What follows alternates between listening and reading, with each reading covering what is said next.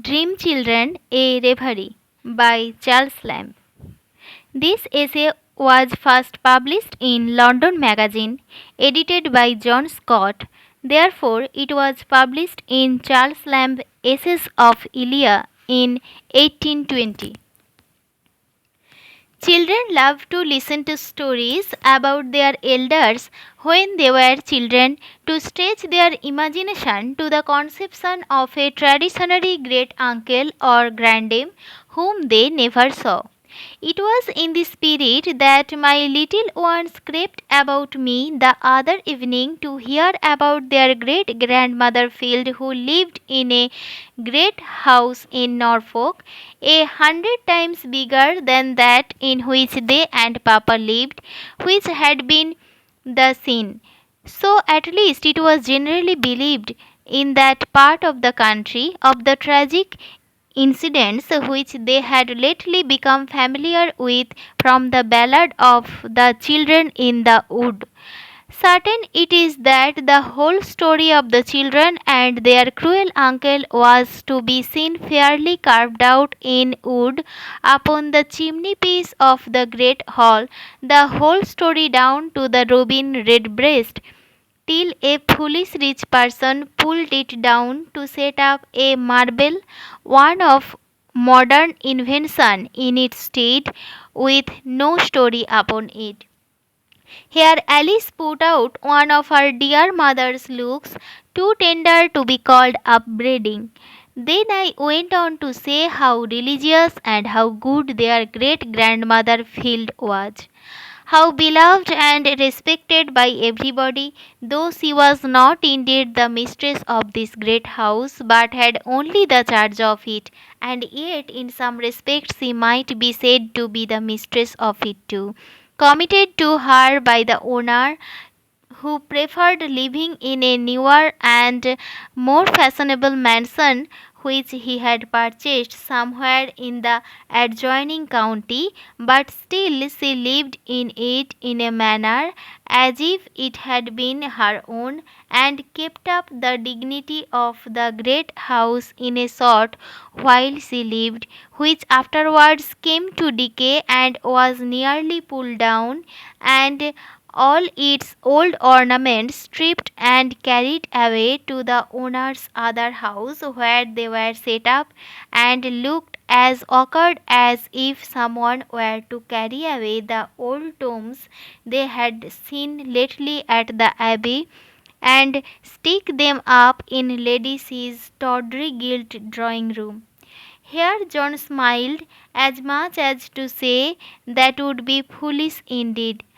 And then I told how when she came to die, her funeral was attended by a concourse of all the poor and some of the gentry too of the neighborhood for many miles round, to show their respect for her memory, because she had been such a good and religious woman, so good indeed that she knew all the psaltery by heart, and a great part of the Testament besides.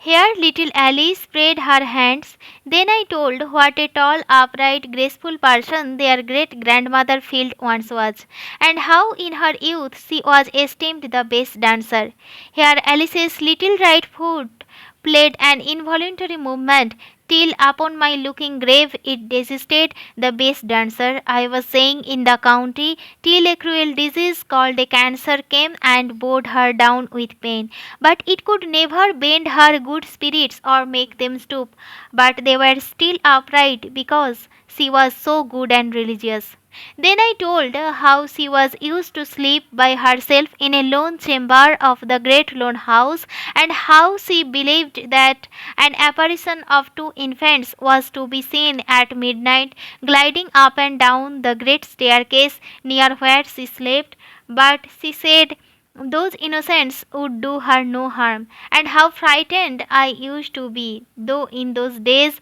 I had my maid to sleep with me, because I was never half so good or religious as she, and yet I never saw the infants. Here John expanded all his eyebrows and tried to look courageous. Then I told how good she was to all her grandchildren, having us to the great house in the holidays, where I in particular used to spend many hours by myself in gazing upon the old busts of the 12 Caesars that had been emperors of Rome, till the old marble heads would seem to live again, or I to be turned into marble with them. How I never could be tired with roaming about that huge mansion with its vast empty rooms, with their worn out hangings, fluttering tapestry, and carved oaken panels, with the gilding almost rubbed out, sometimes in the spacious old fashioned gardens which I had almost to myself, unless when now and then a solitary gardening man would cross me, and how the nectarines and peaches hung upon the walls without my ever offering to pluck them, because they were forbidden fruit, unless now and then, and because I had more pleasure in strolling about among the old melancholy looking yew trees or the firs, and picking up the red berries and the far apples, which were good for nothing but to look at,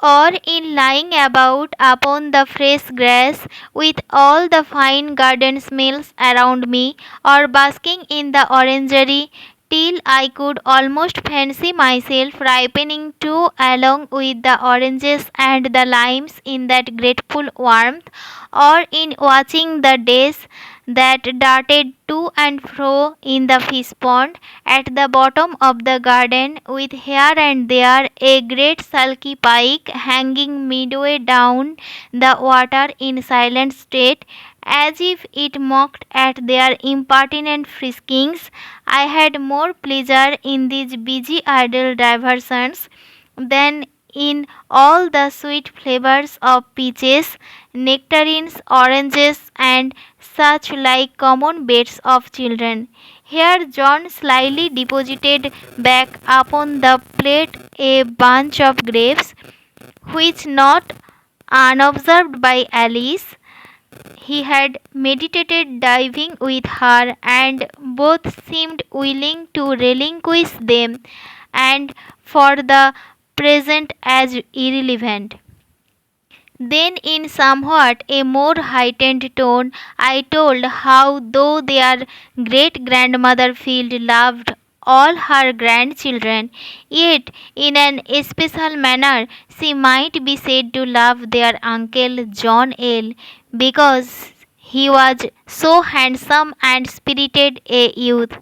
and a king to the rest of us, and instead of moping about in solitary corners like some of us, he would mount the most mettlesome horse he could get, when but an imp no bigger than themselves, and make it carry him half over the county in a morning, and join the hunters when there were any out, and yet he loved the old great house and gardens too, but had too much spirit to be always pent up within their boundaries, and how their uncle grew up to man's estate as brave as he was handsome, to the admiration of everybody, but of their great grandmother Field most especially, and how he used to carry me upon his back when I was a lame-footed boy, for he was a good bit older than me, many a mile, when I could not walk for pain, and how in after life he became lame footed too, and I did not always make allowances enough for him when he was impatient and in pain, nor remember sufficiently how considerate he had been to me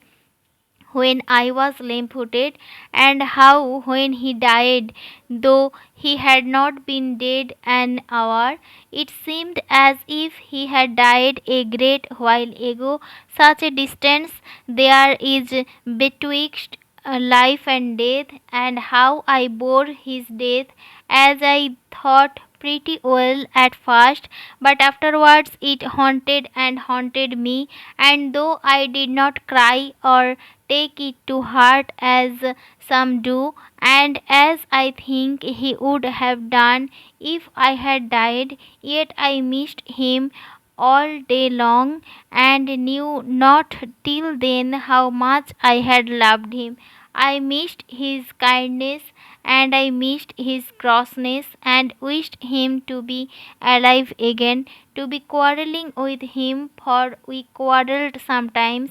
rather than not have him again, and was as uneasy without him as he, their poor uncle, must have been when the doctor took off his limb. Here the children fell a crying, and asked if their little mourning which they had on was not for Uncle John, and they looked up and prayed me not to go on about their uncle, but to tell them some stories about their pretty dead mother. Then I told how for 7 long years, in hope sometimes, sometimes in despair, yet persisting ever, I quoted the fair Alice W.N., and as much as children could understand, I explained to them what coyness and difficulty and denial meant. It maidens, when suddenly turning to Alice, the soul of the first Alice looked out at her eyes with such a reality of representment that I became in doubt which of them stood there before me, or whose that bright hair was, and while I stood gazing, both the children gradually grew fainter to my view, receding and still receding, till nothing at last but two mournful features were seen in the uttermost distance, which without speech strangely impressed upon me the effects of speech. We are not of Alice, nor of thee, nor are we children at all, the children of Alice called Bertram father. We are nothing less than nothing and dreams. We are only what might have been, and